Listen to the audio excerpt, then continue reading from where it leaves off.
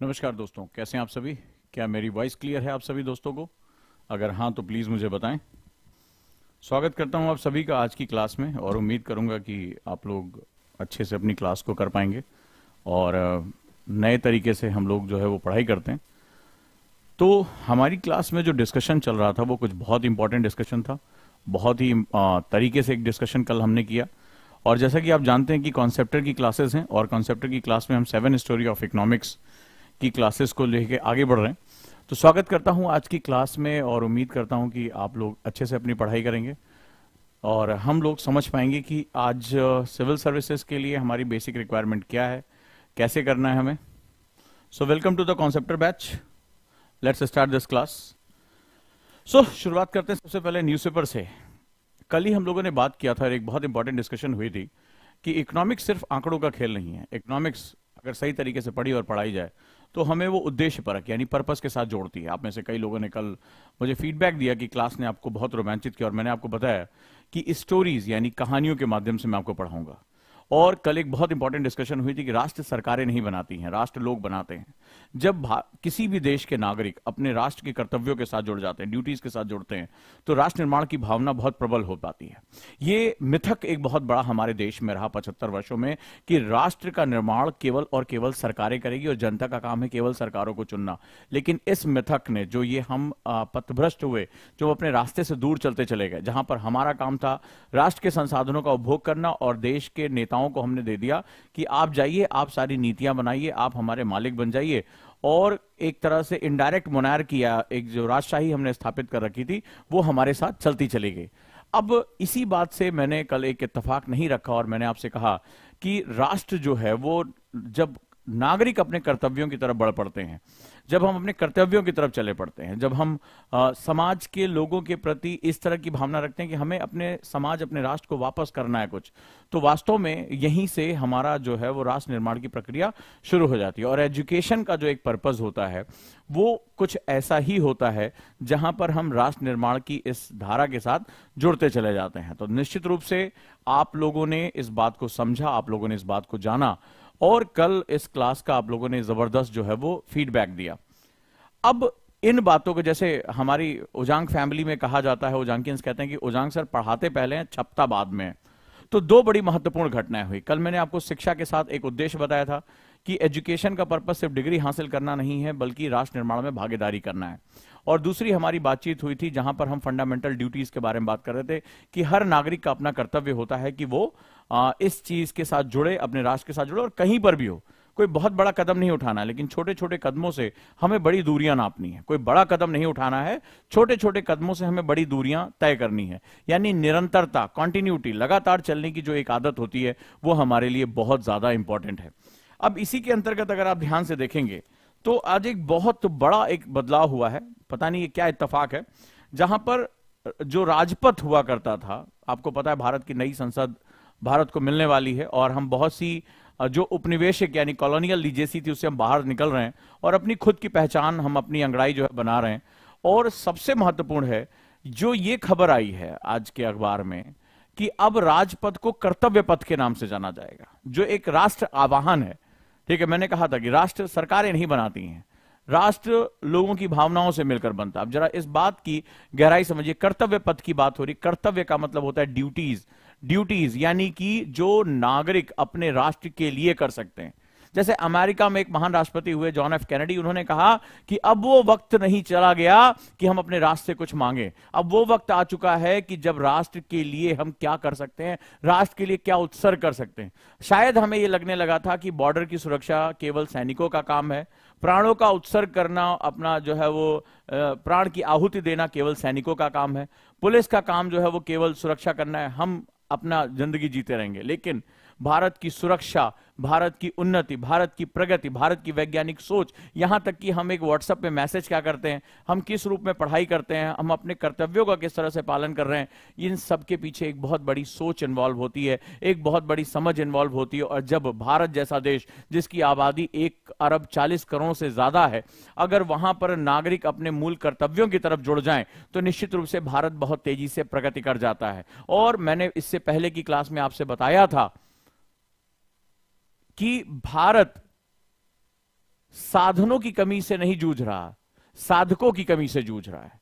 यानी हमारे पास ढेर सारे वेज हैं, बहुत तरीके हैं। प्रकृति ने हमें इतना भर भर के दिया है कि भारत को उपमहाद्वीप की संज्ञा दी जाती है, यानी कि सब कॉन्टिनेंटल फीचर हैं, चाहे जलवायु, मिट्टी, भू आकृतिक विभाजन, जो कुछ भी हमारे पास विविधता से भरा है, बोली, भाषाएं, संस्कृति, उतनी ही कला, उतना ही हमारे पास जो है विविधता से भरा है। और जब भारत को आप देखते हैं तो आप भारत की इसी खास विशिष्ट पहचान के साथ आप जुड़ते चले जाते हैं। तो सवाल यह है कि इतना विविधता से भरा हुआ देश अपनी 2/3 इतिहास में वो पूरी दुनिया का सिरमौर बना रहा। इकोनॉमिकली मैं आपको प्रूव करूंगा इस क्लास में कि पूरी दुनिया का सिरमौर बना रहा। और उसके बाद वो राष्ट्र किस रूप में आज संघर्ष करता हुआ दिखाई पड़ रहा है। एक नागरिक, एक जागरूक नागरिक, एक जागरूक ओजांकियन की नजर से अगर तुम देखोगे तो तुम इस राष्ट्र को किस रूप में पा रहे हो, जरा ध्यान से समझो। तुम्हें राष्ट्र के रूप में ऐसा दिखाई पड़ रहा है, क्या तुम्हें अच्छा लगेगा कि जब तुम किसी बच्चे को शिक्षा ना प्राप्त करते हुए कूड़ा बीनते हुए देखो? और ये मत कहना कि मैंने देखा नहीं है, तुमने देखा होगा कूड़ा बीनने वाले ज्यादातर बच्चे होते हैं, देखा है? कभी तुमने देखा है भारत की राजधानी में भी जब आप जाते हो तो सड़कों पर सोते हुए लोग, जरा सी करवट ले ले जीवन खत्म हो जाएगा, तेज गाड़ियां उनको कुचल के निकल जाएंगी, देखा है? तुम्हें क्या लगता है अगर हम एक भारतीय और अगर हम एक संवेदनशील भारतीय हैं, कर्तव्यनिष्ठ अगर हम इंडियन हैं, भारतीय हैं, तो क्या हमें वो चीजें उद्वेलित नहीं करती हैं? क्या हमें टच नहीं करती? हो सकता है हम अपने मोबाइल में बहुत खोए हो सकता है आई डोंट केयर का हम जो है नारा लेके चल रहे हैं, व्हाट द हेल हम इसके बारे में बात कर रहे हैं, हमें इसके बारे में बात नहीं करनी है। लेकिन सवाल कुछ और है।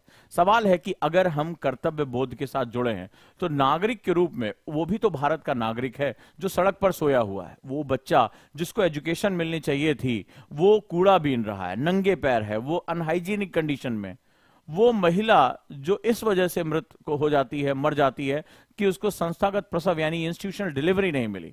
मुझे आप बताइए, क्या ये चीजें हमारे अंदर संवेदना पैदा करती हैं? क्योंकि इसके बिना तुम आगे पढ़ाई नहीं कर पाओगे। मैंने आपका टाइटल दिया है कि अगर ऐसे पढ़ोगे तभी आईएएस बनोगे, और आईएएस बनने के लिए आपको लगा होगा कितने घंटे? क्वेश्चन है कितनी बुक्स? तो मेरा प्रश्न है, 13 लाख बच्चे फॉर्म भरते हैं, क्या उनके पास किसी संसाधन की कमी है? बुक्स भी हैं, टीचर्स भी हैं, क्या नहीं है उनके पास? तो केवल चुनिंदा लोग क्यों पहुंचते हैं? फनलिंग इतनी भयानक क्यों हो जाती है कि 13 लाख लोग यात्रा शुरू करते हैं? सपने देखने वालों की संख्या बहुत बड़ी है, वो लाखों में नहीं करोड़ में पहुंच जाती है।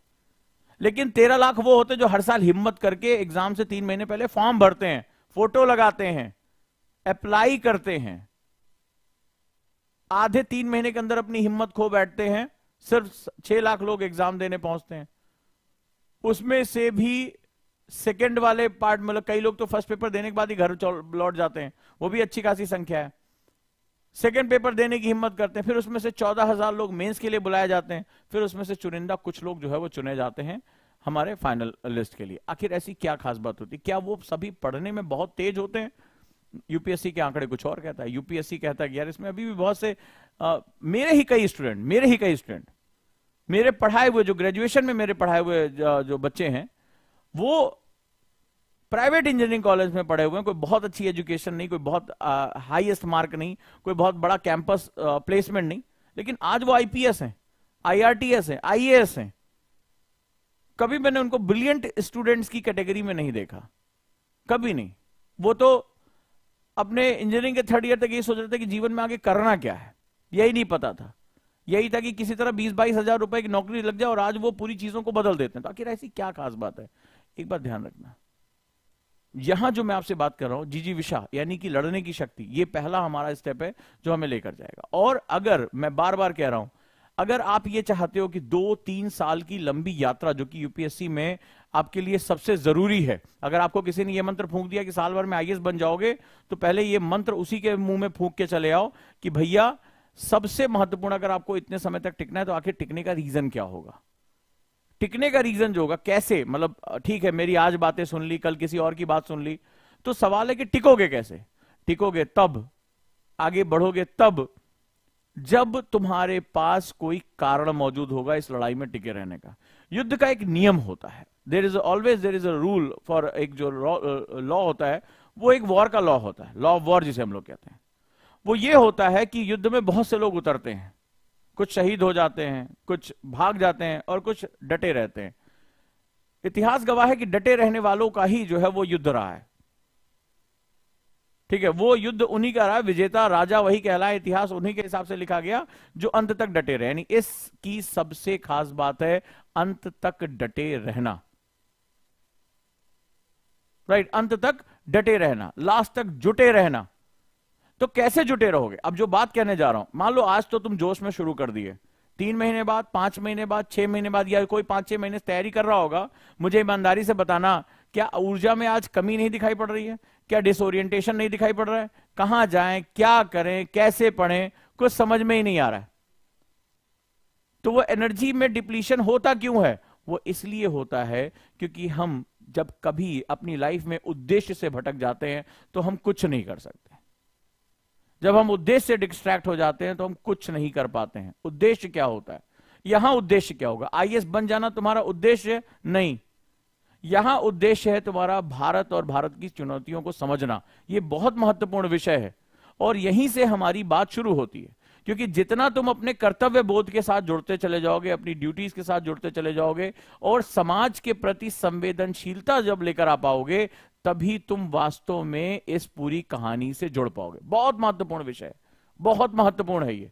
यानी यूपीएससी में अगर आपको देर तक टिकना है, और मैं फिर से कह रहा हूं, लिख लो आज इस मेरी बात को, जो यहां टिकेगा वही जीतेगा। ये जितना तुम्हारा भ्रम है कि टॉपर है, गोल्ड मेडलिस्ट है, आईआईटी से पढ़ा है, फलाने से पढ़ा है, इंटरव्यू में इस बार बहुत से बच्चे आईआईटी से आए, उनका फाइनल लिस्ट में सिलेक्शन नहीं हुआ। पिछली बार भी आए थे, नहीं हुआ।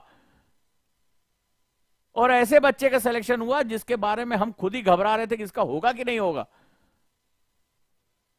वो हमें पता होता ना, क्योंकि हम तुम्हें उस बाल्यकाल से देख रहे होते हैं। तुम तो शाइन होने के बाद देखते हो, हमें उसका डर उस समय भी दिखाई पड़ेगा। सर मेंस निकलेगा कि नहीं निकलेगा, सर प्री में फंस रहे हैं, सर इंटरव्यू में डर लग रहा है, सर एक गलत जवाब देके चले आए तो पीठ नहीं हो जाएगा यार, टेंशन ना लो, ठीक लग रहा है। हम उस समय से तुम्हें जानते हैं, तो जब हम तुम्हें उस समय से जानते हैं तुम्हारी हर पैटर्न को पहचानते हैं। तो सवाल क्या है, अगर आईएएस में तुम्हें क्रैक करना, और एक चीज गांठ बांध लो, ये बहुत ही सिंपल एग्जाम है, कॉम्प्लेक्स हम बना देते हैं। क्यों? पहली बात, हम समय खा जाते हैं, हम समय का सही कैलकुलेशन नहीं करते, क्योंकि ये युद्ध है और युद्ध में दोनों पक्ष लड़ते हैं। युद्ध में तुमने कभी सुना तुम तलवार भांजते रहो अकेले मैदान में बैठ के, और तुमको मैं तो जीत गया, मैंने हवा को काट दिया, तो तुम इसी तरह का बिहेव करते हो।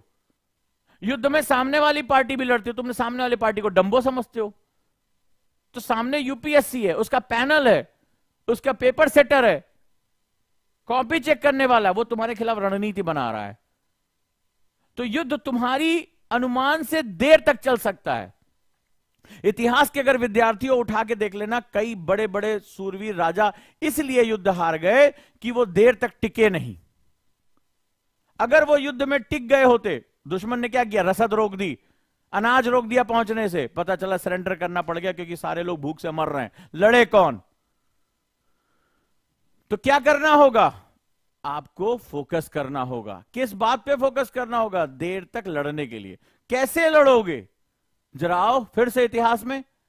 तो क्या बताया कि भाई मेरे पास कारण होना चाहिए।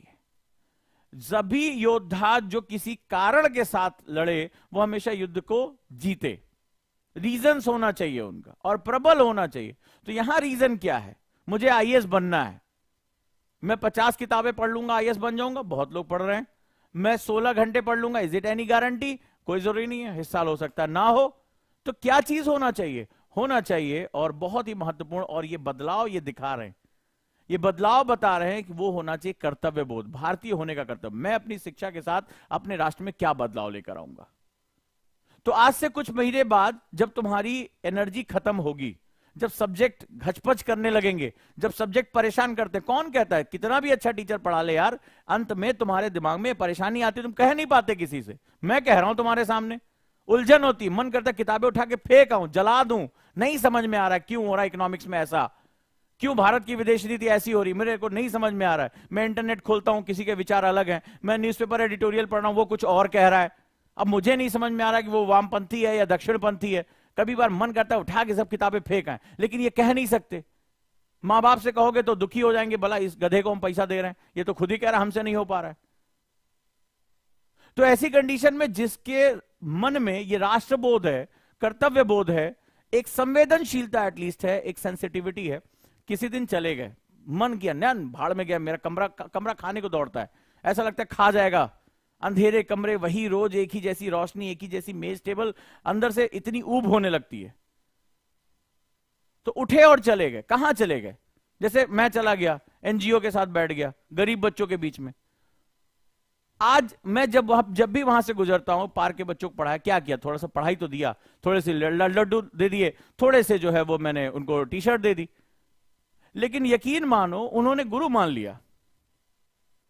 नमस्ते सर, नमस्ते। मैं पार्क में खेल भी रहे होते हैं, कहीं दूर दराज, कई बार वो मान लो टी शर्ट नहीं पहनते हैं तो ऐसे दौड़ते हुए आ जाते हैं, good morning sir, good morning sir. इतना अच्छा लगता है उस समय। फिर उस समय रुक के सोचता हूं कि यार मैं कोई इनका फॉर्मल गुरु भी नहीं हूं, सिर्फ थोड़ी सी इनकी मदद की, और ये मुस्कुराते हुए बच्चे एक साथ आ जाते हैं, दौड़ते हुए खेल रहे होते हैं, कहीं मान लो उनके माता पिता साफ सफाई कर रहे हैं, वो अपना आगे, वो मन इतना मतलब खुशी से भर जाता है कि यार कुछ किया।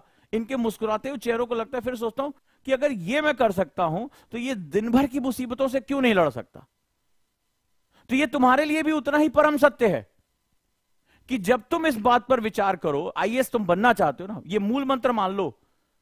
किसी दिन ऐसे मन उबे, संडे को छठ जा रहे, जाके उन लोगों के बीच में बैठ गए जिनकी थोड़ी सी तुमने मदद की है, जाके कम से कम उन्हें ध्यान से देखना शुरू किया, उनके दर्द को महसूस किया कि यार इसको आज दिन भर खाना नहीं मिला, इस सड़क पर सो रहा है। उस मासूम बच्चे को जाकर देख लिया कि ये कूड़ा बीन रहा। तुम कहोगे ये क्या पढ़ा रहे हो उजांग सर, तो आईएएस बनाने के। आईएएस ऐसे नहीं बनता है। तुम्हें तय करना पड़ेगा तुम युद्ध के किस तरफ खड़े हो। तुम भीड़ को सेना कह रहे हो और चुनाव तुम्हें करना है। तुम वो 13 लाख लोग जो एग्जाम सेंटर पहुंचने से पहले 6 लाख लोग फॉर्म भरने के बावजूद सेंटर नहीं पहुंचते हैं, तुम उसमें खड़े होना चाहते हो या तुम्हें उस तरफ खड़े होना है जो वास्तव में भारत का भाग्य निर्माण करते हैं, जो लबासना पहुंचते हैं और वो कहते हैं कि अब मैं सर्विस में हूं, असली चुनौतियों को मैं झेलूंगा, रेदर देन कि अपने कमरे में किसी आईएएस की फोटो लगाकर बड़ा बड़ा जो है वो उस पर लिख के कि फलानवा आईएएस, ढिकनवा आईएएस। ये करना चाहते हो या जीतने वालों की टीम में जाकर खड़े होना चाहते हो, ये तुम्हें तय करना पड़ेगा। लेकिन इस संसार में बिना कारण के कुछ भी नहीं होता। बिना कारण के इस संसार में कुछ नहीं होता, यह बात याद रखिएगा। तो तुम्हारी जीत भी एक कारण के कारण है और तुम्हारी हार भी एक कारण के कारण है। ये हम चुनते हैं, इन कारणों को हम पैदा करते हैं। हमारी हार किसी ग्रह नक्षत्र के दोष की वजह से नहीं है, वो हमारी गलत चॉइसेस का परिणाम होती है। और हमारी जीत हमारी सही समय पर ली गई सही निर्णयों की परिणति होती है। यह बात याद रखिएगा, यह बहुत ही महत्वपूर्ण बात है। और इस बात को अगर आप समझ पाते हैं तो आप जीतने वालों की टीम का हिस्सा बन जाते हैं। कुछ भी इस ब्रह्मांड में अनायास नहीं होता है। तो मुझे 2 साल, मान लो मैं फेल हो गया, जानते हो सबसे बड़ी दुष्कर का, मैं अपने एक स्टूडेंट को भूल नहीं सकता। वो आया, मात्र उसके पास 8 महीने तैयारी का समय था, अच्छा बच्चा था पढ़ने में, लेकिन समय लगता है किसी चीज में, वो नहीं निकाल पाया कुछ अंकों से और वो वापस लौट गया। बहुत समझाया मैंने, रुको, किसी भी तरह रुको, कर सकते हो। उसकी पारिवारिक स्थिति, उसको लौटना पड़ा। और आज तक वो दोबारा, मैंने नहीं सोचा कि कभी सुना कि उसने कभी यूपीएससी में आगे कदम बढ़ाया। तो एक लड़ाई हार जाने से अगर कोई हार जाता है तो इतिहास में जीतने वालों के कोई नाम ही नहीं होता, ये बात याद रखना। तो मैं कई बार विचार करता हूं कि ऐसी कौन सी इनके पास प्रेरणा शक्ति होनी चाहिए जिसकी वजह से ये सेल्फ मोटिवेटेड रहें। एक समय तुम्हारा इस यूपीएससी में उतर रहे हो तो आएगा जिस समय तुम इस युद्ध में अकेले होगे। यकीन मानो, न मैं होऊंगा, तुम्हारी परछाई भी तुम्हारे साथ नहीं होगी, सब कोई तुम्हारे विरोध में होगा। उस समय तुम्हें आगे जाने के लिए सिर्फ तुम्हें अपने साथ की आवश्यकता पड़ेगी। और अगर तुम्हारे पास ये कारण मौजूद होगा कि तुम ये क्यों करना चाहते हो, तुम ये तकलीफें क्यों लेना चाहते हो, और तुम्हारे अंदर अगर हीरोइज्म होगा, अगर हीरो का कुछ गुण होगा, तो हीरो दूसरों की तकलीफें भी सह लेता है। पिक्चर में हीरो दिखाते ना कि गोली चली, दोस्त के सामने आ गया, अपना सीना आगे कर दिया, गोली लग गई, यानी अपने प्राणों का उत्सर्ग भी करने को तैयार है। तो हीरोइज्म इसी को कहते हैं। जब तुम्हारे अंदर एक भावना, एक चेतना दूसरों के लिए हो, संवेदनशीलता दूसरों के लिए हो, तब जाकर ये दीर्घकालिक दीर्घकालिक प्रेरणा पैदा होती है, यानी कि लॉन्ग टर्म मोटिवेशन आता है, और यही लॉन्ग टर्म मोटिवेशन इस युद्ध में हमें जिताता है। यह बात याद रखिएगा। आइए हम चलते हैं फिर से और आगे समझते हैं कि आपको पढ़ाई कैसे करनी चाहिए। 2 साल कॉन्सेप्टर बैच में आपको कैसे यहां पढ़ते हुए निकालने हैं, राइट दोस्तों। और ये जो कॉन्सेप्टर बैच अब मैं लेकर चल रहा हूं वो कहानियों के साथ रहेगा, यानी कि ढेर सारी स्टोरीज के साथ हम लोग चलेंगे। और स्टोरीज के इसलिए माध्यम से क्योंकि इकोनॉमिक्स के साथ 2 तरीके हैं, या तो मैं आंकड़ों के साथ खेल जाऊं या मैं कहानियों के साथ। तो मेरा कहानी कहने का तरीका ऐसा है जहां आपको आज भारत जहां है और भारत जहां जाना चाहता है वहां पर हम कैसे उसको आपस में लिंक कर सकते हैं, हमें इसके बारे में पता चलेगा। तो सबसे पहले अगर मैं बात करूं कि कैसे आपको कॉन्सेप्टर बैच में 0 से हीरो तक का सफर तय करना है, तो ये आप समझ लें। तो यहां 2 साल के प्रोग्राम में आप अपना टाइम टेबल बनाएं। चलिए मेरे साथ जो है आप चाहें तो लिख सकते हैं कि बेसिकली आपको करना क्या है और कैसे करना है। सो इस 2 वर्ष के प्रोग्राम में जो फर्स्ट ईयर है वो आपके, इसको हम लोग बोलते हैं मूलभूत अवधारणाओं की क्लास, यानी कि फंडामेंटल कॉन्सेप्ट डेवलप होने चाहिए। जो फर्स्ट ईयर होने चाहिए उसमें 5 सब्जेक्ट ऐसे होते हैं जो आपके फंडामेंटल कॉन्सेप्ट्स का हिस्सा होते हैं, जिसमें ज्योग्राफी हो गया, पॉलिटी, हिस्ट्री, इकोनॉमी और साइंस हो गया, और इसके साथ साथ न्यूज़पेपर हो गया। ठीक है, ये ऐसे एस्पेक्ट्स हैं जहां पर आपको अपना टाइम निकालना पड़ेगा। साथ ही साथ इसमें जो सबसे इंपॉर्टेंट सेगमेंट होता है वो होता है ऑप्शनल, यानी आप ऑप्शनल की शुरुआत कर दें, राइट। ऑप्शनल यहां क्योंकि ऑप्शनल आपको 2 बार पढ़ने का वक्त मिल जाएगा तो आपको इसके साथ तैयारी करने में बहुत ज्यादा आसानी हो जाएगी। सो यहां पहली चीज हो गई history, geography, polity, economic and science और न्यूज़पेपर।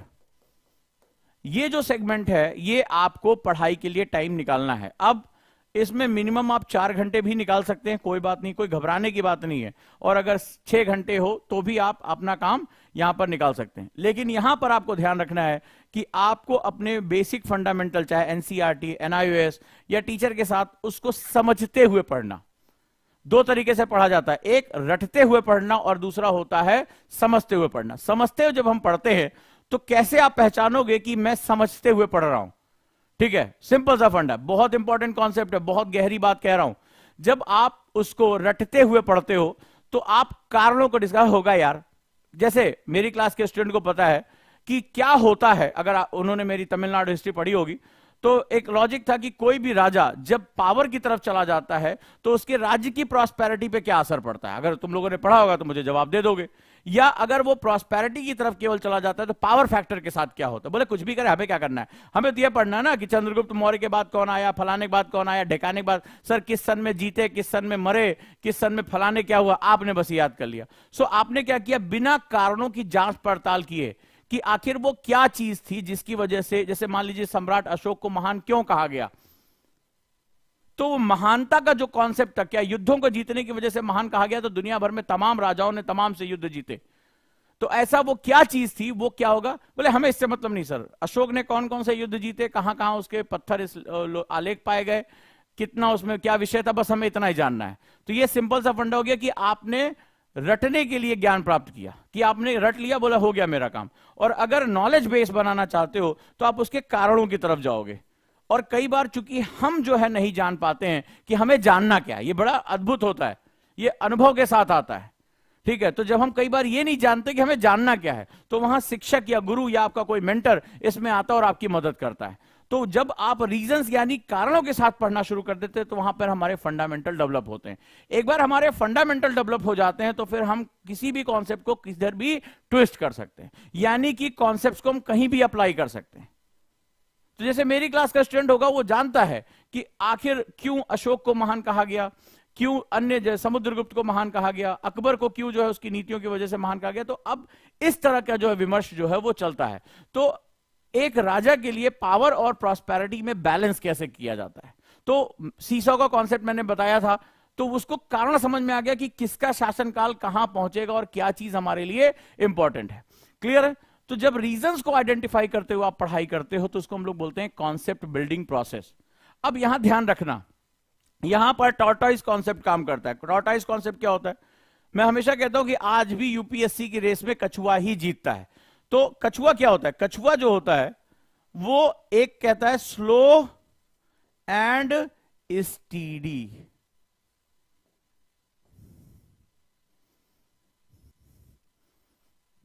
क्योंकि अधिक गति मति मार देती है, याद रखना, अधिक गति से मति मारी जाती है, यह बात याद रखना। अभी आपने देखा बड़े बड़े एक्सीडेंट्स हुए और कारण पता चला कि कारों की गति बहुत ज्यादा थी। तो अधिक गति मति मार देती है, इस बात को याद रखना। तो जब हम बहुत जल्दी जल्दी, अरे यार अपन को आईएएस बनना है कुछ दिन के अंदर, अभी सर इकोनॉमिक्स पढ़ा रहे हैं, अभी ज्योग्राफी पढ़ा रहे हैं, मामला साफ हो जाएगा। ठीक है, मामला साफ हो जाएगा, क्योंकि अधिक गति से मति मारी जाती है। तो क्यों पढ़ना? अरे हाँ होगा यार, हिस्ट्री के फैक्ट्स याद करने, अबे यार जल्दी जल्दी याद करो, पर्वत पठार मैदान कहां है, बट रीजंस नहीं। आप तो आपको जो है वो टॉर्टोइस कॉन्सेप्ट पे चलना पड़ेगा। कछुए की फोटो रख लो कि मुझे इसी तरह बनना है, स्लो धीमे बट स्टीडी, निरंतर, रोज रोज रोज रोज। सिर्फ ये दो कॉन्सेप्ट, स्लो एंड स्टीडी, आप धीमे लेकिन निरंतर गति से चलते रहेंगे, ये रेस आपकी है। क्लियर है? ये बात याद रखिएगा, अधिक गति से मति मारी जाती है, ये आपकी अधिक गति दुर्गति का कारण बनती है, अधिक गति दुर्गति का कारण बनती है। दुर्गति जानते ना, ऐसी तैसी हो जाती है, वो चीज यहां नहीं होनी चाहिए। सो कोई भी स्टूडेंट, चाहे वो अभी 12th करके आया हो, चाहे वो मेरे साथ कॉन्सेप्टर में हो, कहीं पर भी हो, फर्स्ट ईयर वो रीजंस को आइडेंटिफाई करते हुए, इंजॉय करते हुए पढ़े। जब आप किसी चीज को इंजॉय करते हैं तो उसमें आपको क्या होता है, आप कई बार आप देखिए कुछ लोग खाना खाते हैं, अबे जल्दी दो, देर हो रही है, जल्दी दो, क्या खाया कुछ नहीं पता, खाने का स्वाद क्या था, रस क्या था, बनाने वाले ने कितनी मेहनत की कुछ नहीं पता, जल्दी जल्दी वो मुंह में डाल लिया, अरे यार जल्दी पानी पी लिया, अंदर घोट लिया, बोले पेट भर गया। और वही खाना जब आप आराम आराम से लुत्फ लेते हो खाते, तो हमें उसमें रस आने लगता है। तो लाइफ भी कुछ ऐसी है, पढ़ाई भी कुछ कुछ ऐसी होती है। तो आपको एंजॉय करते हुए, उसके रीजंस को आइडेंटिफाई करते हुए, समझते हुए पढ़ना है, तब आपकी अंडरस्टैंडिंग डेवलप होती है। ये बेसिकली क्या काम करता है, ये आपके सक्सेस का फाउंडेशन तैयार करता है। तुमने देखा है जब खिलाड़ी जीतता है तो तुमने देखा होगा मंच इस तरह से बनता है, नोटिस किया है कभी भी, चाहे ओलंपिक देखा होगा कहीं पर भी, तो मंच इस तरह बना होता है, एक नीचे बेस होता है, फिर दूसरा, फिर तीसरा। यानी अगर इसको उलट दो, इसको उलट दो, तो तुम उलट देते हो बेसिकली पढ़ाई में। तुम क्या करते हो, तुम इसको थोड़ा सा ऐसे कर लेते हो, ठीक है, क्या करते हो, अबे जल्दी जल्दी कर बे, हिस्ट्री खत्म करनी है, पॉलिटी खत्म करनी है। अगर मैं ऐसे कर दूं तो, ऐसे कर दूं तो, बोले अभी क्या, अभी यार जल्दी जल्दी पढ़ के एक बार रिवीजन कर लें, बाद में मेंस वाला पढ़ेंगे तो ऐसे पढ़ेंगे। आप इस तरह करते हो, लाइफ का सिद्धांत ही आप बदल देना चाहते हो। यानी क्या होगा, ये धड़ाम से गिर जाएगा, तुम भी ये बात जानते हो, इस पे खड़े हो गए तो मुंह हाथ सब टूटेगा। तो यही हम करते हैं, life is all about this. बिना फाउंडेशन के कभी भी आप लंबे समय तक टिक नहीं सकते, और ज्यादातर लोग जो फेलियर का सामना करते हैं वो बेसिकली इस मॉडल को चुनते हैं कि यार अभी तो बिगिनर है, कोई बात नहीं है, देख लेंगे, जल्दी जल्दी एक बार पढ़ लें, मजा आने लगे फिर देखेंगे। सो ये मॉडल पे अगर जाओगे तो कभी भी आप फेल नहीं करोगे। इसके साथ एक और बहुत महत्वपूर्ण चीज है, स्किल्स। कुछ स्किल्स आपको फर्स्ट ईयर में सीखनी होगी, मेरे साथ लिख लो। पहला है नोट्स कैसे बनाए, हाउ टू प्रिपेयर नोट्स। जैसे मैं LWMI पढ़ाता हूं, सो नोट्स मेकिंग बेसिकली आने वाले टाइम के लिए इन्वेस्टमेंट है। तो इन्वेस्टमेंट हमें क्या करती है, रिटर्न देती है। जैसे आप कई बार नहीं होता है, आप मंथली इजी इंस्टॉलमेंट ले लेते हैं, FD करा देते हैं, तो थोड़ा थोड़ा पैसा डालते रहते हैं और उसके बाद क्या होता है, वो हमें वापस आता है। सेम चीज यहां पर भी है।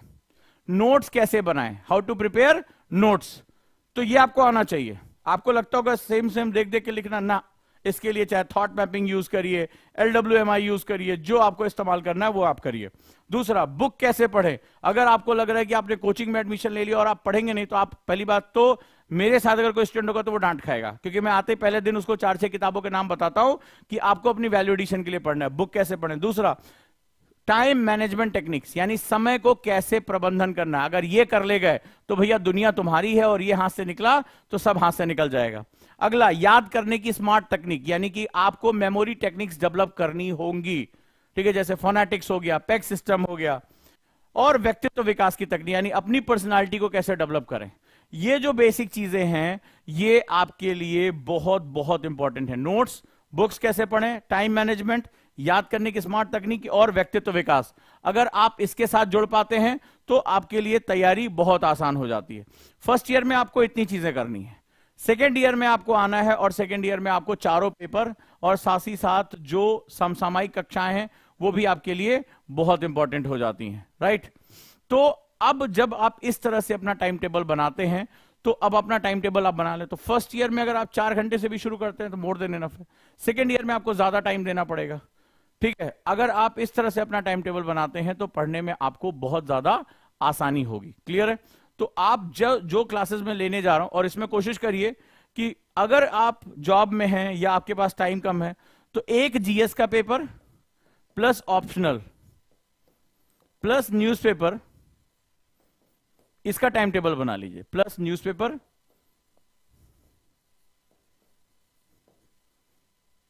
प्लस कोई भी आप आंसर राइटिंग कर लें, आंसर राइटिंग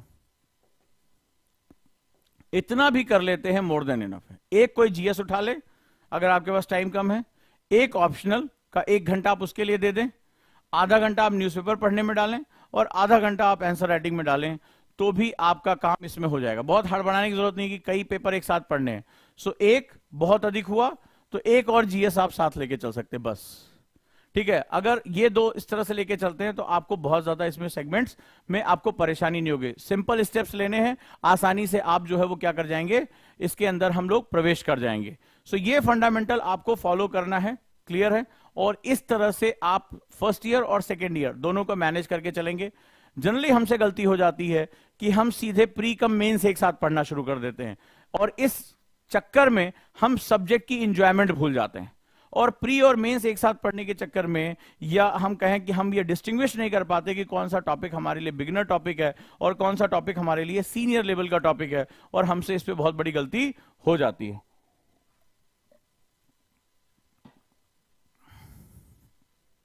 क्लियर। तो ये टाइम टेबल आपका होना चाहिए इस रूप में।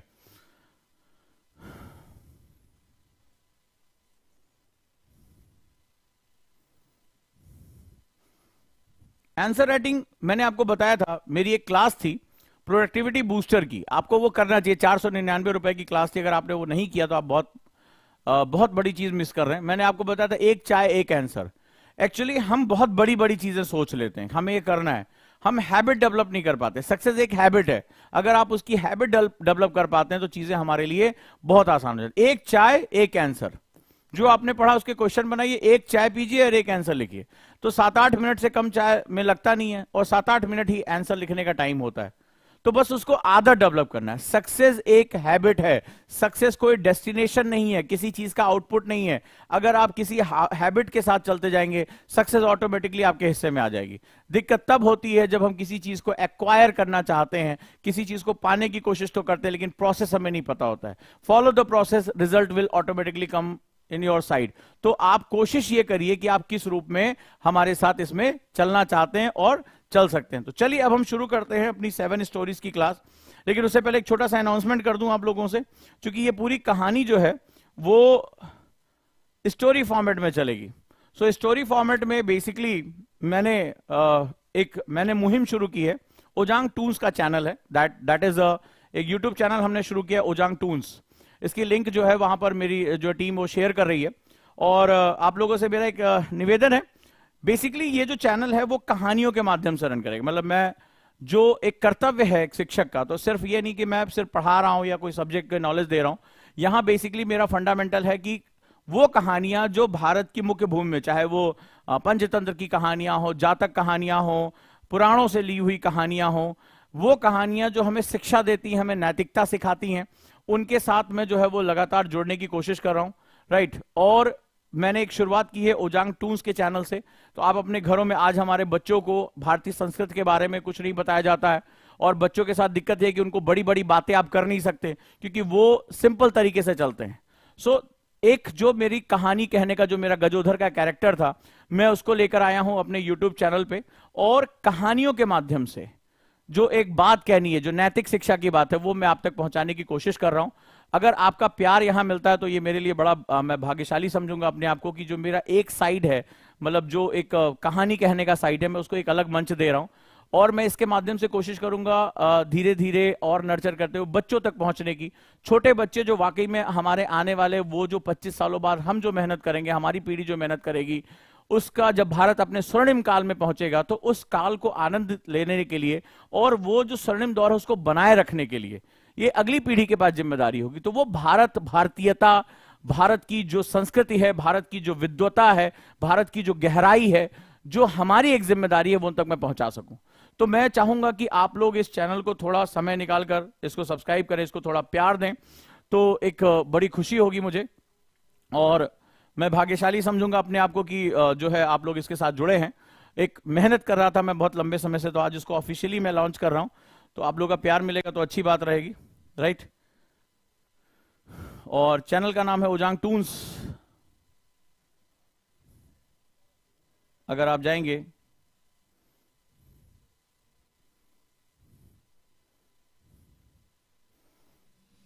So this is the channel, so if you subscribe it, link भी दिया जा रहा है, सो यू कैन गेट। तो कहानियों के माध्यम से जो कहानियां हमें मोटिवेट करती हैं, हमें लाइफ का एक लेसन देती हैं, मैं चाहूंगा कि जो हमारे यहाँ वेस्टर्न कल्चर्स बहुत ज्यादा हमारे घरों तक पहुंच चुका है टीवी के माध्यम से, हमारी अपनी महापुरुषों के बारे में, हमारी नैतिकता के बारे में वो पहुंचा। और ये मेरा क्रिएटिव साइड है, क्योंकि कहते हैं ना हर इंसान के अंदर एक बच्चा जिंदा रहता है, तो मुझे कहानियां कहना एक शौक है, मुझे कहानियों कहने का। तो उसके माध्यम से मुझे एक मंच मिल जाएगा और मैं इस एजुकेशन की बहुत गंभीर छवि से निकलकर मैं कुछ इस तरह से बातें कर पाऊंगा जो भारत की परंपराओं को आगे लेकर है। लेकिन ये बिना आपके समर्थन के संभव नहीं है, और आप जानते हैं कि मैं कुछ ना कुछ इस तरह से इनोवेशन करता रहता हूं। तो अब एक बियॉन्ड द लाइन जाकर एजुकेशन से उन बच्चों को देने का प्रयास है जो बच्चे बहुत गंभीर एजुकेशन से भागते हैं। एक्चुअली मेरी प्रेरणा जो रही है वो वही बच्चे रहे जो पार्क में खेलने वाले थे। उसमें कुछ 4 बच्चे ऐसे थे जो पढ़ना नहीं चाहते थे, तो बड़ी मुश्किल से, ये कहानी इसके पीछे एक प्रेरणा है। तो उसमें क्या था, चूंकि वो उनका एक ग्रुप था, वो ना शैतानी करना, खेलना, तो हम बाकी बच्चों को तो ले आए पढ़ने के लिए, और करते करते हम 60 बच्चों तक पहुंच गए। लेकिन वो 4 ऐसे थे जो बहुत ही उदंडी थे, मतलब वो बाकी को भी करप्ट कर रहे थे। तो हम कहते थे कि समझाते थे पढ़ो पढ़ो, वो नहीं पढ़ रहे थे। तो उसमें से हमने 2 को फोड़ा कि किसी तरह से उनको मनाते हुए कुछ खाने पीने का लालच देते कि तुम पढ़ाई शुरू करो या कुछ सीखना शुरू करो। लेकिन उसमें जो 2 थे वो एजुकेशन से बड़ी सख्त सी नफरत थी, मतलब उनको था कि उनकी टीम टूट गई है तो वो खेलेंगे कैसे। तो उनको एक बड़ा अजीब सा एक निगेटिविटी थी। मेरे लिए केस स्टडी बन गया ये कि मैं इनको कैसे लेकर जाऊं, कैसे पढ़ाऊं। और वो 2 भी वो बड़े फ्लक्चुएटिंग थे, आते थे फिर अपने ग्रुप में चले जाते, उनको पढ़ने मजा नहीं आता था, उनको बात समझ में। तो मुझे एक प्रेरणा लगी कि ये मेरी केस स्टडी है कि ऐसे हजारों की संख्या में बच्चे होंगे जो पढ़ने का मौका मिलने पर भी नहीं पढ़ रहे हैं। ये भी आप सोचते हैं कि हर कोई नहीं पढ़ना चाहता, तो आखिर एक शिक्षक की चुनौती ये है कि वो इसको और इंटरेस्टिंग करे। तो मैं एक बेसिक शुरुआत करता हूं जहां पर नैतिकता के बारे में, भारतीय संस्कृति के बारे में, गुरु शिष्य परंपरा के बारे में, वहां पर इस बात को बताने के लिए मुझे लगा कि शायद जो टून्स हैं, जो एनिमेशन है, वो एक बहुत कामयाब तरीका हो सकता है। और मैं हमेशा आउट ऑफ द बॉक्स जाने की कोशिश करता हूं। मुझे नहीं पता कि मैं पास होता हूं या फेल होता हूं, लेकिन ये सारा काम आपका बेसिक रहेगा और आप मुझे बताएंगे कि मैंने ये काम सही किया या नहीं किया, क्योंकि मैं 7 स्टोरीज की क्लास में कहानियों के साथ ही जाऊंगा। सो अगर इस चैनल को, ओजांग टून्स को, अगर आपका प्यार मिलता है तो मेरा वो क्रिएटिव साइड भी निकल कर आ पाएगा और शायद मैं इससे बहुत कुछ समझ पाऊंगा। सो प्लीज चैनल को सब्सक्राइब करें और वीडियो को देखें, बताएं कि इसमें और क्या चीजें आनी चाहिए। एक अभी सफर की शुरुआत हुई है, इसमें हमारे महान गुरु चाणक्य के बारे में छोटी छोटी स्टोरीज हैं, उनकी शिक्षाएं हैं, गुरु शिष्य परंपरा के बारे में है, पंचतंत्र की कहानियां के रूप में मैंने इसको रखा है कि उससे हमें क्या नैतिक शिक्षा मिलती है। तो अगर आपके घरों में भी ये पहुंचेगा तो मुझे बहुत अच्छा लगेगा। आज के समय में बच्चे वेस्टर्न कार्टून देख रहे हैं, इंग्लिश कार्टून देख रहे हैं, चाइनीज कार्टून का इतना ज्यादा दबदबा बन चुका है। आपको कभी भी, आप अगर टीवी देखें, अगर मेरी बात से इत्तेफाक रखते हो, चाइनीज कार्टून का इतना दबदबा बन चुका है कि आज चाइनीज कार्टूनों ने हमें पूरी तरीके से चारों तरफ से घेर लिया। अगर आप मेरी बात को समझ पाएंगे तो। हम धीरे धीरे क्या होता है, इनके माध्यम से हम उनके कल्चर को अडॉप्ट करने लगते हैं। आप देखिए छोटे छोटे पिकाचू, पोकेमॉन, डोरेमोन, ये सब जो है हमारे घरों में खिलौने आने लगे हैं। हमारे बच्चे केवल उनके बारे में जानने लगे हैं, लेकिन हमारी युवा पीढ़ी हमारे बारे में नहीं जानती है। हमारे महापुरुषों के बारे में उनको ज्ञान नहीं है। उनको पिकाचू पता है, उनको पोकेमॉन पता है, उनको डोरेमोन पता है। लेकिन मैं अगर गलत हूं तो मुझे बताइएगा कि आज क्या ऐसा है कि उन्हें हमारे बारे में पता है, उन्हें पंचतंत्र, जातक कहानियां, हमारे महापुरुषों के बारे में क्या वो पता है? ठीक है, तो ऐसा नहीं कि मैं कोई अद्भुत कार्य कर रहा हूं, बहुत से लोग कार्य कर रहे हैं, मैं बस उस कार्य में एक योगदान दे रहा हूं। मैं कुछ बदलने नहीं आया हूं, मैं सिर्फ अपना कर्तव्य पूरा करने आया हूं। मैं अपने जीवन से यह दिखाना चाहता हूं कि एक शिक्षक अपना कर्तव्य करे तो उसके शिक्षक, उसके जो छात्र हैं, वो भी अगर अपना कर्तव्य करेंगे, कम से कम ओजांकियां से अपना काम करेंगे, तो हमारे लिए आगे सफर बहुत आसान हो जाएगा। राइट? चलिए, तो आपका प्यार मिलेगा इस चैनल को, ओजांग टून्स को। लिंक यहां पे दी जा रही है, आप लोग देखते रहिएगा, बताइएगा और क्या हम कर सकते हैं। एक ऐसा माध्यम है जिससे हम अपनी पीढ़ी जो भारत को छोड़कर बहुत कुछ जान रही है, उसको अपने देश के बारे में हम शायद कुछ और अच्छा बता पाएंगे।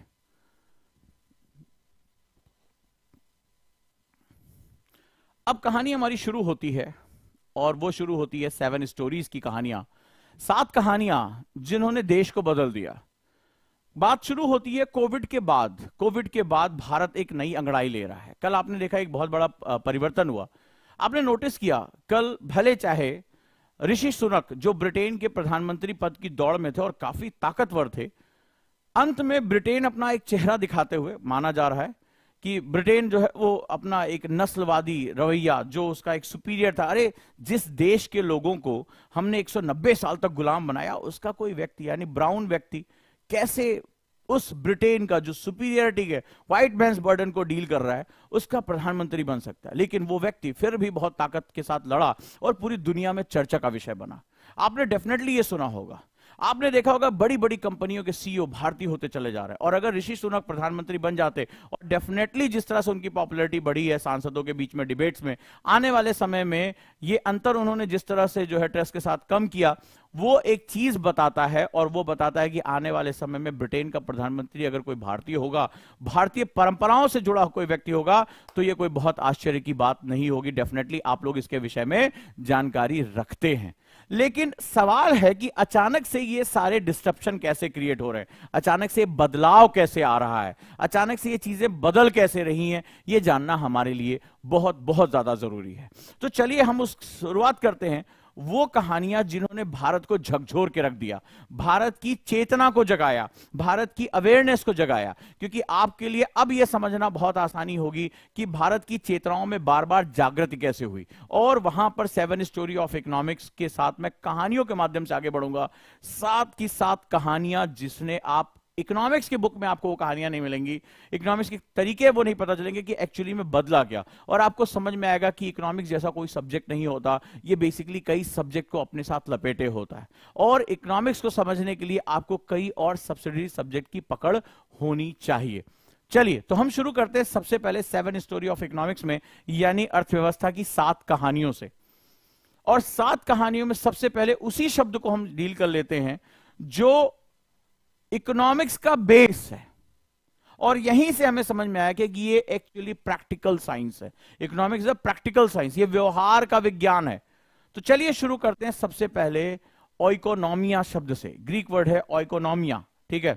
हालांकि भारत वो भूमि है जिसने दुनिया को सबसे पहले अर्थशास्त्र से परिचित कराया, लेकिन हमारे जितना भी ज्ञान विज्ञान और हमारे पास इतिहास है, वो पश्चिम ही अपना दावा करता चला आ रहा है, और हमें उसके साथ ही डील करना है। सो ओइकोनॉमिया की अगर आप बात करें तो ये 2 शब्दों से मिलकर बना हुआ है, ठीक है। यानी ग्रीक वर्ड ओइकोनॉमिया क्या कहता है? कहता है ओइकोस का मतलब होता है घर, आइकोस मतलब घर, और नोमोस मतलब होता है रीति रिवाज, कस्टम या लॉ।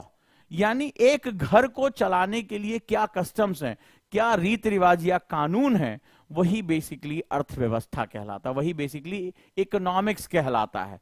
राइट? ये बहुत ही महत्वपूर्ण है। अब आपको राष्ट्र के बारे में, जीडीपी के बारे में, इन सब के बारे में, बजट के बारे में चिंता करने की जरूरत नहीं है। कहता है कि जो अर्थव्यवस्था है वो बेसिकली जो हमारा घर है, हमारे माता पिता, अगर आपने गौर से देखा होगा, या घर के बुजुर्ग जिस रूप में घर को चलाते हैं, उसको चलाने का जो तरीका है, जो तौर तरीका है, वही बेसिकली इकोनॉमिक्स है। यानी इसी का व्यापकता, इसी के ब्रॉडर स्तर पर जाने की जो परंपरा है वही हमारी क्या कहलाती है, इकोनॉमिक्स यानी अर्थशास्त्र कहलाती है। अब जरा हम चलते हैं, यानी इसको हम कह सकते हैं रूल और management of a house hold, एक घर को चलाने या प्रबंधन करने के नियम अर्थशास्त्र के नियम कहलाते हैं। एक घर को चलाने के नियम या प्रबंधन क्या कहलाती है, अर्थव्यवस्था कहलाती है। सो घर कैसे चलता है इस पर चिंतन करना है। क्या होता है, हम अपने पिताजी कमा के लेकर आते हैं, तो घर का खर्च कैसे तय होता है। घर का खर्च तय होता है, जरा अब मेरी कहानी को ध्यान से सुनना, सबसे सरल सब्जेक्ट बना दूंगा मैं इसे, एक ऐसा सब्जेक्ट जिसके साथ तुम कहानियों से जुड़े रहोगे, कुछ भी भूल जाओ लेकिन कहानियां कभी नहीं भूलेंगी। एक घर कैसे चलता है, एक छोटा सा फंडा है। तो घर का खर्च जो होता है वो घर की आय पर निर्भर करता है। आपने कहा पिताजी ये चाहिए, तो किसी के पिताजी उसको दिला देते हैं, पिताजी करोड़पति हैं, कोई फर्क नहीं पड़ता।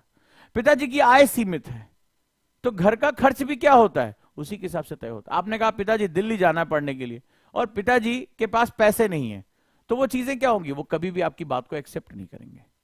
लेकिन पिताजी के पास हैं पैसे, उन्होंने सेविंग, या तो उनके पास पैसे हैं, अतिरिक्त हैं, या तो उन्होंने सही से प्लानिंग की है। पहले से ही उनको पता था कि मेरा बच्चा बड़ा हो रहा है, पढ़ाई करेगा, उसको अच्छी एजुकेशन देना मेरा कर्तव्य है। फिर यहां पे कर्तव्य की बात आ गई, तो उन्होंने शुरुआत से थोड़े थोड़े पैसे, अपने खर्च कम किए, थोड़े थोड़े पैसे जोड़े और तुम्हारे भविष्य के लिए प्लान किया। जब तुमने कहा कि मुझे पढ़ाई करनी है, पैसे मांगे तो दे दिया। यानी किसी भी देश को, इकोनॉमी को चलाने के लिए प्लानिंग बड़ी इंपॉर्टेंट होती है। और प्लानिंग जब इंपॉर्टेंट होती है तो सिर्फ प्लानिंग मतलब नियोजन का एग्जीक्यूशन, यानी कि वो किस तरह से निष्पादित हो रही है, भी बड़ा महत्वपूर्ण होता है। तो पिताजी ने तुम्हारी पढ़ाई के लिए जब पैसे बचाए होंगे माता पिता ने, तो हो सकता है कि पिताजी अपने लिए कुछ लग्जरी आइटम लेना चाहते हो, ड्रॉप कर दिया, नहीं यार इस बार बच्चे के लिए वो बैंक में डिपॉजिट करना। या माता जी कोई अच्छी साड़ी खरीदना चाहती थी, उन्होंने उस समय उसको बंद कर दिया, बोला नहीं लेंगे, अभी इससे काम चल जाएगा, अभी बच्चे की पढ़ाई के भविष्य के लिए हम ये पैसा जोड़ेंगे। यानी इसका सीधा सा मतलब है कि जो राष्ट्र के लोग होते हैं या राष्ट्र की सरकार जो होती है, किसी प्लानिंग के अंतर्गत किसी जब बड़े लक्ष्य को प्राप्त करना चाहती है, किसी बड़े टारगेट को अचीव करना चाहती है, तो उसको उस समय कुछ छोटे छोटे त्याग करने होते हैं जो कि उस प्लानिंग का हिस्सा होते हैं। अब ये त्याग बेसिकली करने वाला दो पार्टीज हैं। एक सरकारें, तो सरकार अगर मान लो फ्रीबीज बांट रही है, सरकार अगर सिर्फ इलेक्शन जीतने के लिए काम कर रही है, कुछ भी फ्री में दे दिया, कुछ भी कर दिया, कुछ भी वादे कर दिए, तो वो प्रॉब्लम में है।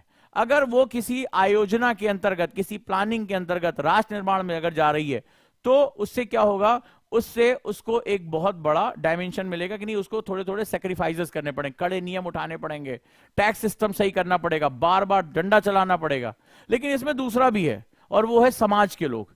समाज किस रूप में है, समाज केवल चाहता है कि मुझे ये मिले, मुझे ये मिले, मेरे को यह फायदा हो जाए, दूसरा गया भाड़ में, राष्ट्र गया भाड़ में, तो उस कंडीशन में यहां पर समस्या हो जाती है। तो समाज क्या चीज कह रहा है, यह बड़ा महत्वपूर्ण है। तो गतियां दो तरफ से होती हैं कि सरकार या नीति नियंता किस रूप में अपने आप को सेक्रीफाइस करके हुए किसी लक्ष्य को पाते हैं। दूसरा, क्या समाज सरकार की सोच के हिसाब से चला, क्योंकि अगर सरकार कोई चीज परिवर्तन कर रही है लेकिन समाज उस परिवर्तन को स्वीकार नहीं कर रहा है या वो अपने सैक्रिफाइसेस के लिए तैयार नहीं है, तो डेमोक्रेसी में हमेशा ये प्रॉब्लमैटिक सिचुएशन क्रिएट हो जाती है, याद रखिएगा। फिर उसी हिसाब से घर का खर्च तय होता है। इसके साथ साथ पिताजी को इन्वेस्ट करना होता है, या परिवार जो है तमाम आकस्मिक खर्चों के लिए भी अपने संसाधन जुटाता है। इसी को हम लोग क्या बोलते हैं, इकोनॉमिक्स कहते हैं। तो अर्थशास्त्र में बेसिकली ये कोई सिंगल सब्जेक्ट नहीं है। Economics is a complex science, यानी अर्थव्यवस्था एक बहुत ही जटिल विज्ञान है। इस जटिलता क्या है, इसकी जटिलता को समझिए कि इकोनॉमी कोई सब्जेक्ट ना होकर ये 3 सब्जेक्ट का समुच्चय है, यानी पॉलिटिक्स, सोसाइटी और इकोनॉमिक्स। ये तीनों एक साथ जब जुड़ते हैं, पॉलिटिक्स यानी राजनीति, सोसाइटी यानी समाज, और अर्थव्यवस्था, ये तीनों जब जुड़ते हैं, ये तीनों कभी भी अलग अलग नहीं हो सकते। तुम्हें क्या लगता है, आज जितने भ्रष्टाचार के केस पकड़े जा रहे हैं, ये नेता जो अंदर जा रहे हैं, ईडी आज के समय में सबसे ज्यादा एक्टिव है, एनफोर्समेंट डायरेक्टरेट, तुमने सुना होगा। तो क्या तुम्हें नहीं समझ में आ रहा है कि आखिर ये पैसा किसका, ये अनैतिक पैसा है, राजनीति के माध्यम से कमाया क्या? उन्होंने काला धन कमाया। नुकसान किसको किया? चाहे वो शिक्षक भर्ती घोटाला हो, कोयला घोटाला हो, फलाने घोटाला हो, समाज का नुकसान किया।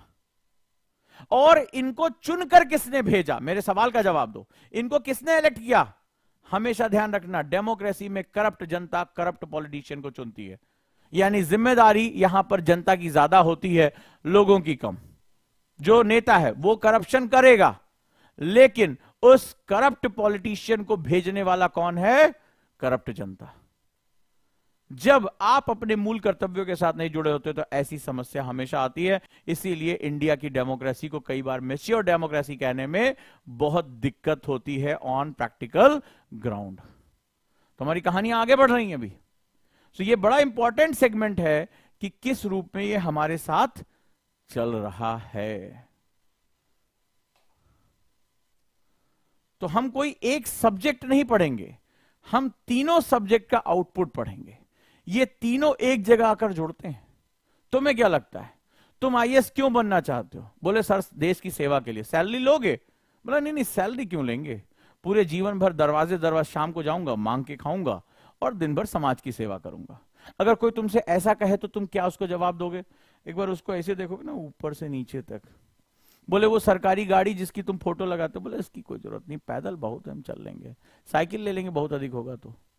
फिर तुम उसको ऊपर नहीं, बोले बंगला, बंगला क्या, डीएम ओम बंगला क्या होता है, कहीं किनारे झोपड़ी उपड़ी डाल के रह लेंगे। फिर तुम उसको ऊपर से नीचे तक देखोगे, बट पागल ऐट कहीं फालतू बात कर रहा है। सिंपल सा संबंध है कि समाज, राजनीति और अर्थव्यवस्था ये तीनों आपस में लिंक हैं। इस लिंक को अगर तुम समझ पाते हो तो तुम्हारे लिए चीजें बहुत ज्यादा आसान हो जाती हैं। और इसी रूप में मैं कहता हूं कि इकोनॉमिक्स कोई निर्वात में चलने वाला सब्जेक्ट नहीं है। और यहीं से हमारी कहानियां शुरू होती। क्यों कहानियां? ये भी है, मैंने इसका नाम 7 स्टोरीज क्यों रखा? 7 स्टोरी इसलिए रखा कि कहानियां हमें लंबे समय तक याद है। साइकोलॉजिकल फैक्टर है, तुम्हें बचपन में कहानियां सुनी होंगी, तुम्हें याद रही होंगी। तो इन कहानियों के माध्यम से हम बहुत लंबे समय तक जुड़े रहते हैं। इन कहानियों के माध्यम से हमारी मेमोरी आगे बढ़ती है। आज आपको भी पता होगा, कटप्पा ने बाहुबली, वो सीन आपको याद होगा, तो हमारी मेमोरी इनहैंस करती है। तो एक ऐसे सब्जेक्ट के साथ जा रहा हूं, राइट, जहां पर हम इन चीजों की गहराई को समझ पाएंगे, इन चीजों को और गहरे से समझ पाएंगे कहानियों के माध्यम से। और आप भी देखेंगे कि इकोनॉमिक्स को कहानियों की तरह पढ़ाया जा सकता है। ये भी आपको एक रहस्य और रोमांच मिलेगा। तो कल हम अपनी कहानी शुरू करेंगे, what is the difference between economics and economy. ठीक है, इकोनॉमिक्स यानी अर्थशास्त्र और अर्थव्यवस्था में क्या अंतर होता है, यहां से हम अपनी बात शुरू करेंगे। और भारत की उन चुनौतियों के बारे में तुम्हें बताऊंगा जिनको समय रहते, ऐसी चीजें जो आपको जल्दी किताबों में नहीं मिलेंगी, आपको वो कहानियां पता चलेगी भारत ने कब कब अंगड़ाई ली, और आप ये भी बता पाएंगे अब भारत कहां जा सकता है। तो इसके साथ साथ हमारी जो है वो सिलेबस यहीं से शुरू हो जाएगा। मैं चाहूंगा कि आप एक व्हाइट पेपर की कॉपी हमेशा अपने साथ रखें, क्योंकि बहुत कुछ मेरे साथ ड्रॉ करना पड़ेगा, कहानियों को रूट आउट करना पड़ेगा, समझना पड़ेगा, मजा आएगा इसमें, रहस्य रोमांच सब कुछ चलेगा। और आप लोगों का प्यार अगर मिलता रहेगा, so please subscribe this channel उजांग टून्स, और इसके साथ जुड़ जाइए, क्योंकि एक प्रयास है मेरा, और आपके घरों में भी यूट्यूब चलते होंगे आज के स्मार्ट, तो बच्चों को भी आप सब्सक्राइब कराएं। मेरा जो पर्पस है मैंने आपको बता दिया कि चैलेंज है कि एजुकेशन को इंफोटेनमेंट के साथ जोड़ देना, यानी सिर्फ एंटरटेनमेंट। आज हम एंटरटेनमेंट के नाम पे बहुत सी अश्लीलता प्रस्तुत कर रहे हैं समाज में, हम लाइन को क्रॉस कर रहे हैं। तो हम क्यों नहीं, हम एक दुनिया में ऐसे जाते हैं जहां हम एंटरटेनमेंट और इंफॉर्मेशन दोनों को जोड़ दें। तो इंफोटेनमेंट का युग आ चुका है, और अब हम इनके माध्यम से, मेरा जो प्रयास है, भारत के विषय में जो मेरा एक लगाव है, जो हम मेरी संस्कृत के प्रति मेरा जो रिसर्च है, मैं उनको बहुत सरल कहानियों के माध्यम से पहुंचाना चाहता हूं। तो ये उत्तरदायित्व तो सिर्फ मेरे कंधों पे नहीं है, एक शिक्षक होने का जो कर्तव्य है मैं उसको निभा रहा हूं, लेकिन एक छात्र होने के नाते, इस देश का नागरिक होने के नाते जो कर्तव्य आपके भी हैं, एटलीस्ट कम से कम लोगों को इसके बारे में बताएं, जागरूक करें। मुझे कमेंट करके बताएं इसमें और क्या जोड़ना चाहिए। समय के साथ मैं इसमें नई नई चीजें आपके सामने प्रस्तुत करता रहूंगा। जुड़े रहिए और अपना प्यार बनाए रहिए, बस ये बहुत है मेरे लिए। तो चलिए कल मिलते हैं कहानियों के साथ। Thank you so much.